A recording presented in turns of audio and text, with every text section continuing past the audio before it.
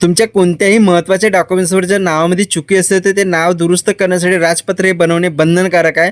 आणि तसेच तुम्हाला जर तुमचं नाव मॅरेज नंतर जर बदललेलं असेल तर त्यासाठी सुद्धा तुम्हाला राजपत्र हे करावेच लागते. आणि ते राजपत्र कसं करायचं तेच आपण या व्हिडिओमध्ये जाणून घेणार आहोत. परंतु विशेष करून खास करून मित्रांनो, शेतकरी बांधवांसाठी अतिशय महत्त्वाचा हा व्हिडिओ ठरणार आहे. कारण शेतकऱ्यांचा जर सातबाऱ्यावरती नावामध्ये चुकी असेल तर त्यांचा अधिकारच पूर्ण त्या सातबाऱ्यावरून जाऊ शकतो. त्यामुळे जर तुम्ही हे राजपत्र काढून जर ते नाव करेक्शन केलं तर तुम्हाला कोणतीही अडचण जाणार नाही आणि लवकरात लवकर तुमचं नाव जे आहे ते पूर्णपणे करेक्शन होणार आहे. जर शेतकरी तुम्ही असाल आणि तुमच्या सातबाऱ्यावरती जर हे अशी चुकी असेल तर ते आत्ताच करेक्शन करून घ्या. भविष्यामध्ये तुम्हाला त्याच्या अडचणीचा सामना करावा लागू शकतो. तसेच मित्रांनो, हा व्हिडिओ त्या सर्वांसाठी योग्य ठरणार आहे ज्यांना नावामध्ये बदल करायचा आणि ज्यांना राजपत्र काढायचं आहे नाव बदल करण्यासाठी, त्यांच्यासाठी हा व्हिडिओ अतिशय महत्त्वपूर्ण ठरणार. तर मित्रांनो, तुम्हाला आता हे राजपत्र करण्यासाठी कोणत्याही सेतू कार्यालय किंवा ऑफिसमध्ये चक्रा मारण्याची गरज नाही. तुम्ही स्वतः घरबसल्या आपल्या मोबाईलवरून फक्त 10 मिनिटात हे राजपत्र जे आहे ते काढू शकता. आणि ते कसं करायचे त्याची A to Z प्रोसेस आपण आता बघणार आहोत. त्या अगोदर जे काही डॉक्युमेंट्स लागतात ते सुद्धा तुम्हाला आता मी सांगतो. ते डॉक्युमेंट्स रेडी ठेवा. ते डॉक्युमेंट्स तुम्हाला तिथे अपलोड करायचे आहे.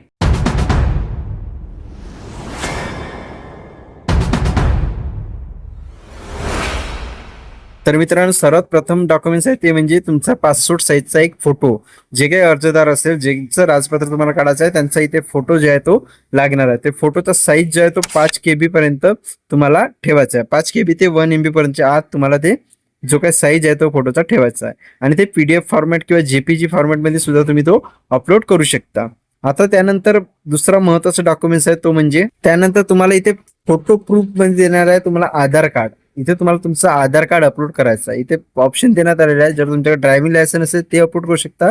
आधार कार्ड हे बेस्ट आहे. त्यानंतर तुमचं ॲड्रेस प्रूफ मध्ये सुद्धा तुम्ही इलेक्ट्रिक बिल किंवा आधार कार्डच अपलोड करा. माझ्या माहितीप्रमाणे तर आधार कार्ड किंवा तुम्ही अपलोड करा, कारण आधार कार्डवर जर तुमचा ॲड्रेस सेम असेल तर तुम्ही तो अपलोड करू शकता. किंवा तुम्हाला इलेक्ट्रिक बिलचा हा पर्याय देण्यात आलेला आहे. ते इलेक्ट्रिक बिल सुद्धा तुम्ही तिथे ॲड्रेस प्रूफ म्हणून अपलोड करायचं आहे. ते रेडी ठेवा. त्याची फोटो काढून त्याचा साईज कन्वर्ट करून बरोबर ठेवून द्या. हे 2 डॉक्युमेंट्स महत्त्वाचे लागणार आहे. त्यानंतर सर्वात महत्त्वाचा तो म्हणजे लिगल डॉक्युमेंट्स. तुम्हाला एक लिगल डॉक्युमेंट्स लागणार आहे. त्यामध्ये तुम्हाला ॲफिडेव्हिट हा ऑप्शन सिलेक्ट करायचा आहे. यामध्ये तुम्हाला अगोदर 100 रुपयाच्या स्टॅम्प पेपरवरती ॲफिडेव्हिट करावं लागत होतं. परंतु भरपूरशा जणांना माहिती नाही की आता ॲफिडेव्हिटची राजपत्रासाठी गरज नाही आहे. तुम्हाला ॲफिडेव्हिटचा ऑप्शन सिलेक्ट करायचा आणि मी त्यासाठी जे काही सॅम्पल PDF दिलेले आहे ते PDF तुम्ही डाउनलोड करून घ्या आणि त्याची प्रिंटआउट करून तो फिलअप करून तुमचं जे काही रिझन असेल नाव बदलण्याचं त्यानुसार मी प्रत्येकाच्या सेपरेट प्रतिज्ञापत्राच्या PDF जे आहे ते बनवून तुम्हाला डिस्क्रिप्शन बॉक्समध्ये त्याची लिंक देणार आहे. त्या PDF पूर्णपणे प्रिंट काढून त्या फिलअप करून तुम्हाला तिथे अपलोड करायचं आहे. समजा तुमचं नाव आधार कार्डवर करेक्शन करायचं असेल त्यासाठी राजपत्र करत असाल त्यानुसार त्याची PDF दिलेली आहे. जनरल कोणत्याही डॉक्युमेंट्सवर जर तुमचं नाव बदल करायचं असेल त्यासाठी सुद्धा एक PDF दिलेली आहे. आणि तुमचं नाव जर सातबाऱ्यावरती करेक्शन करायचं असेल त्यासाठी सुद्धा तुम्हाला त्याच्यामध्ये PDF दिलेली आहे. ते सर्व PDF तुम्ही डाउनलोड करून त्यामध्ये तुमचं जे काही रिझन असेल नाव बदलण्याचं त्यानुसार तुमच्यासाठी जे योग्य असेल ते प्रतिज्ञापत्र तुम्ही डाउनलोड करून त्याची प्रिंटआउट काढू शकता. आणि मेन महत्त्वाचं आहे ते म्हणजे लग्नानंतर नाव बदल झालं असेल त्यासाठी तुम्हाला सॅम्पल PDF दिलेली आहे. ते डाउनलोड करून प्रिंटआउट करून फिलअप करून घ्या आणि ते PDF फाईल लिगल डॉक्युमेंट्समध्ये ॲफिडेव्हिट सिलेक्ट करून अपलोड करायची आहे. त्यानंतर आहे तो म्हणजे अप्लिकेशन फॉर्म. अप्लिकेशन फॉर्म आपल्याला इथे अपलोड करावाच लागणार आहे. जेव्हा आपण सुरुवातीला त्या वेबसाईटवरती जाऊ तिथे ते फॉर्म जे काही अप्लिकेशन फॉर्म आहे तो डाउनलोड केल्याशिवाय आपला फॉर्म समोर जात नाही. तो डाउनलोड करायचा आहे. त्याची लिंक सुद्धा मी तुम्हाला आपल्या डिस्क्रिप्शन बॉक्समध्ये देणार आहे. तिथून सुद्धा तुम्ही ते डाउनलोड करू शकता. किंवा तुम्ही जेव्हा फॉर्म फिलअप कराल तिथे तुम्हाला तो ऑप्शन येणारच आहे. ते डाउनलोड केल्याशिवाय फॉर्म पुढे जाणारच नाही. ते फॉर्म डाउनलोड करून तो फिलअप करून घ्यायचा आहे. तो फिलअप कसा करायचा मी नंतर व्हिडिओमध्ये सांगणारच आहे. त्या अगोदर तुम्ही ते डाउनलोड करून ठेवून द्या. आणि जे काही इथे मी डॉक्युमेंट सांगितले ते रेडी ठेवा. बरोबर त्याचा साईज कन्वर्ट करून ठेवा. 5 KB टू जे काही 1 MB पर्यंत तुम्हाला त्याचा साईज हा ठेवायचा आहे. PDF फॉर्मॅटवरून बाकीचे डॉक्युमेंट्स अपलोड करायचं आहे. फक्त JPG मध्ये तुम्ही फोटो अपलोड करू शकता. बाकी आपल्याला पूर्णपणे PDF फॉर्मॅटमध्ये करायचं आहे. आता ते कसं करायचं साईज कन्वर्ट त्याचा व्हिडिओ आपल्या चॅनलवरती आहे ते तुम्ही बघू शकता. शॉर्ट व्हिडिओ त्याची लिंक सुद्धा आपण तुम्हाला व्हिडिओच्या डिस्क्रिप्शन बॉक्समध्ये देऊन देणार आहे. त्यानंतर आता बघूया नेमकं फॉर्म कसा भरायचा. आता आपले डॉक्युमेंट्स रेडी आहे. सर्व रेडी आहे. आता आपल्याला मेन पार्ट बघायचा आहे ते म्हणजे फॉर्म फिलिंगचा. आता ॲक्च्युली आपण लाईव्हमध्ये बघणार आहोत पूर्णपणे फॉर्म A to Z कसा भरायचा आहे ते सविस्तरपणे. तर मित्रांनो, तुम्हाला डिस्क्रिप्शन बॉक्समध्ये जे लिंक देण्यात आले आहे त्या लिंकवरती क्लिक केल्यानंतर तुम्ही डायरेक्ट या पेजवरती येऊन जाल. या पेजवरती आल्यानंतर तुमचं जर ऑलरेडी लॉग इन असेल तर तुम्ही तिथे डायरेक्टली लॉग इन करू शकता. जर तुम्ही नवीन युजर असाल आपल्यासारख्या पोर्टलवरती, तुम्हाला ते न्यू रजिस्ट्रेशन क्लिक करायचं आहे. न्यू रजिस्ट्रेशन कसं करायचं ते माहिती नसेल तर त्या व्हिडिओची लिंक सुद्धा मी या व्हिडिओच्या डिस्क्रिप्शन बॉक्समध्ये दिलेली आहे. ते व्हिडिओ बघून तुम्ही न्यू रजिस्ट्रेशन कसं करायचं ते बघून घ्या.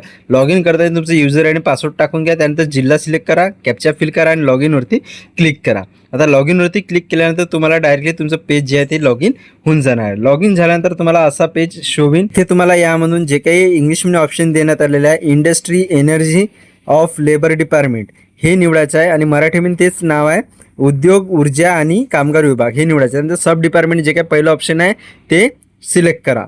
ते सिलेक्ट केल्यानंतर तुम्हाला असा इंटरफेस शो होईल. यामधून तुम्हाला जे काही दुसरं ऑप्शन आहे गॅजेट पार्ट 2 जे काही नेम चेंज तेव्हालाच आपल्याला इथे सिलेक्ट करायचं आहे. ते सिलेक्ट करून घ्या आणि प्रोसीडवरती क्लिक करा.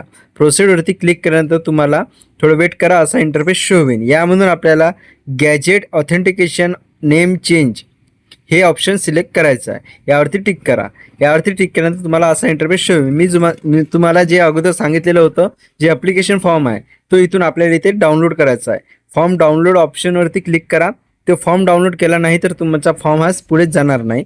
हे बघा, अगोदर फॉर्म डाउनलोड करा म्हणताय. आता फॉर्म डाउनलोडवरती क्लिक करा. फॉर्म डाउनलोड झालेला आहे. तर मित्रांनो, इथे तुम्हाला तुमचं जे काही जुनं नाव असेल ते पूर्ण लिहायचं आहे. नाव, त्यानंतर वडिलाचे नाव, त्यानंतर आडनाव, अशा प्रकारे तुमचं जुनं नाव पूर्ण लिहून घ्या. त्यानंतर नवीन नाव तुमचं लग्नानंतर बदललं असेल किंवा जे तुम्हाला करेक्शन करायचं असेल ते बरोबर कोणतीही स्पेलिंग मिस्टेक न करता बरोबर तिथे लिहून घ्या. सर्वप्रथम तुमचं नाव, त्यानंतर वडिलाचं किंवा पतीचं नाव, त्यानंतर आडनाव. आणि तुम्ही जर 18 वर्षा खाली असाल तर तुम्हाला वडिलाची किंवा पालकाची सही तिथे लागते आणि जुन्या नावाची सही तुम्हाला राईट साईडला करायची आहे. त्यानंतर खालती नाव बदलण्याचे जे काही अचूक कारण असेल, तुमचं नाव का बरं बदलण्यात येत आहे ते कारण तुम्हाला तिथे पूर्णपणे लिहायचं आहे. हे बरोबर कारण तिथे फिल करून घ्या. त्यानंतर शेवटी तुम्हाला आपला विश्वासू इथे अर्जदाराची सही जी आहे ती तुम्हाला तिथे करायची आहे. त्यानंतर राईट साईडला जे काही अर्जदाराचे नाव, संपूर्ण पत्ता, पिनकोड ते सुद्धा तुम्हाला तिथे फिलअप करून घ्यायचं. अशा प्रकारे तुम्हाला हा फॉर्म फिलअप करायचा आहे. आणि आता तुम्हाला शेवटी जे काही टर्म अँड कंडिशनचा बॉक्स देण्यात आलेला आहे त्याच्यावरती टिक करायचा. सर्व अटी आणि शर्ती मान्य आहे असं टिक करा आणि पुढे जावरती क्लिक करा. जे काही आणखी इन्स्ट्रक्शन दिले आहे ओके करा.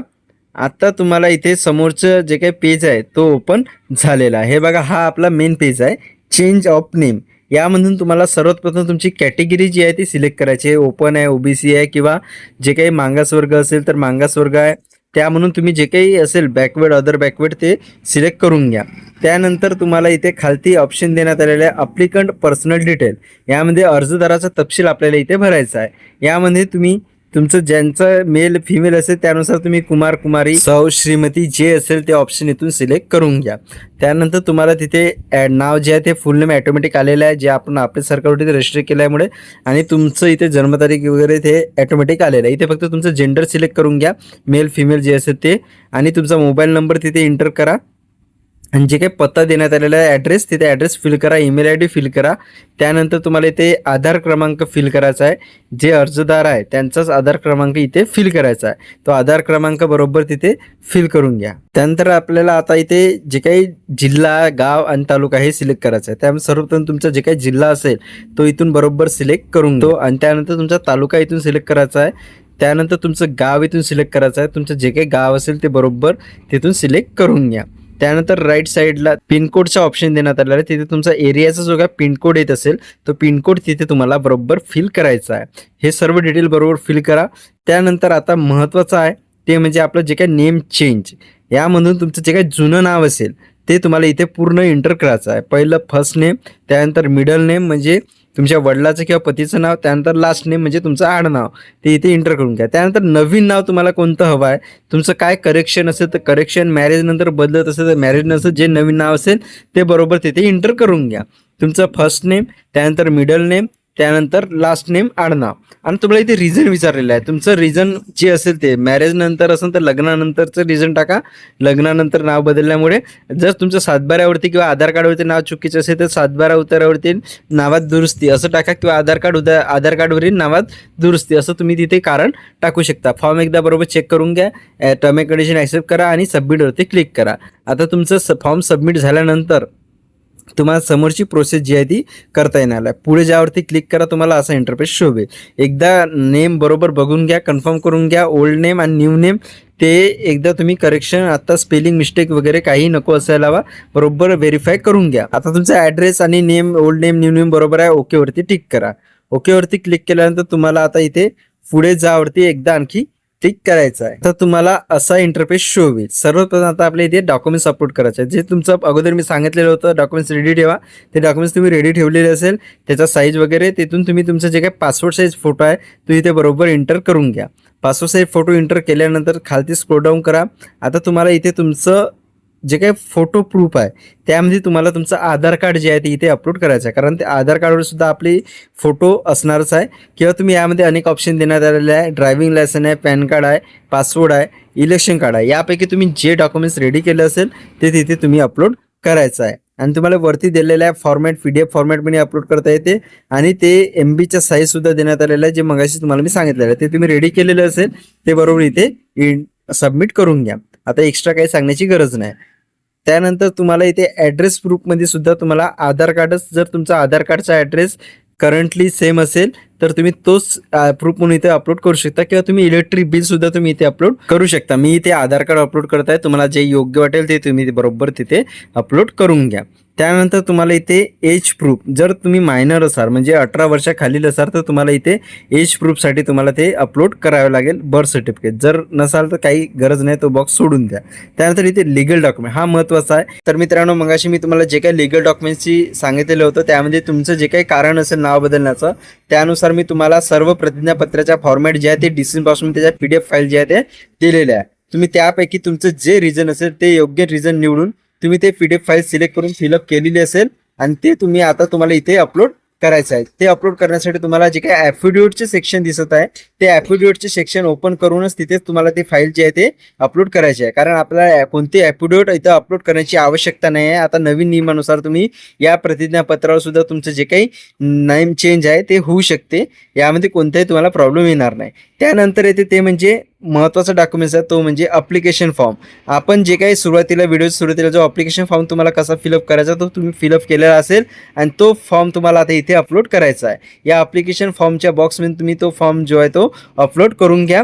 आणि त्यानंतर फायनल तुमचं सबमिशन जे आहे ते अपलोड डॉक्युमेंट जे ऑप्शन आहे त्याच्यावरती आता तुम्हाला टिक करायचा आहे. हा फॉर्म आपला पूर्णपणे झालेला आहे. जे काही मी PDF फाईल दिलेली आहे ते भरून तुम्ही डायरेक्टली ते अपलोड करू शकता. यासाठी तुम्हाला कोणते ॲफिडेविट करण्याची गरज नाही. आता फॉर्म एकदा चेक करून घ्या, डॉक्युमेंट्स बरोबर अपलोड केले का चेक करा. आता जे काही फायनल अपलोड डॉक्युमेंट्सचे ऑप्शन आहे त्याच्यावरती टिक करा. तुमचा फॉर्म हा अपलोड झालेला आहे. अपलोड डॉक्युमेंट क्लिक केल्यानंतर तुमचा फॉर्म हा सबमिट झालेला आहे, परंतु तुमचं पेमेंट अजून पेंडिंग आहे. आता तुम्हाला पेमेंट समरी इथे आलेली आहे. तुमचं कॅटेगरी जर तुम्ही ओपन निवडली असा तुम्हाला इथे पेमेंट जे आहे ते 559 रुपये इतकं येत आहे.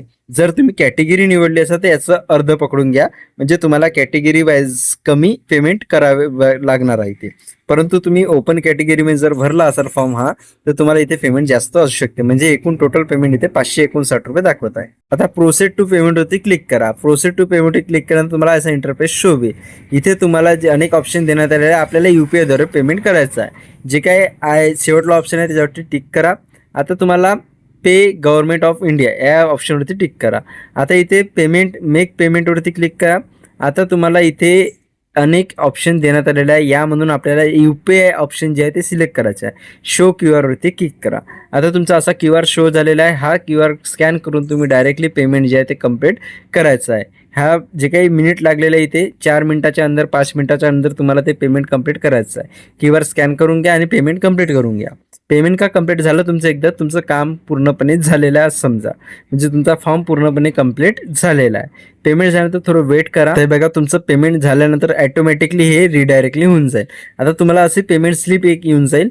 हे पेमेंट स्लिप बरोबर डाउनलोड करून घ्या किंवा याचा स्क्रीनशॉट करून घ्या आणि प्रिंट जे ऑप्शन आहे त्याच्यावर टिक करून तुम्ही ते डाउनलोड करू शकता PDF फॉर्मॅटमध्ये. ह्या प्रिंटआउट या माध्यमातून आपण स्टेटस जे आहे ते चेक करू शकतो. स्टेटस चेक करण्यासाठी तुम्हाला कुठेही जायची गरज नाही. आपले सरकार पोर्टलवरती जे तुम्ही आता युजर ID पासवर्ड रजिस्ट्रेशन केलेलं असेल न्यू रजिस्ट्रेशनवरती, तिथेच लॉग इन करून तुम्हाला त्याचा स्टेटस जे आहे तो डायरेक्टली शो होणार आहे. आणि त्यानंतर तुम्ही गो टू डॅशबोर्डवरती गेल्यानंतर तुम्हाला डायरेक्टली तिथून स्टेटससुद्धा तुम्ही मेन स्टेटस बघू शकता. तरी तुम्ही हे प्रिंटआउट जे आहे ते डाउनलोड करून घ्या. हे जे काही पेमेंट स्लिप आहे ते आपल्याकडे असू द्या.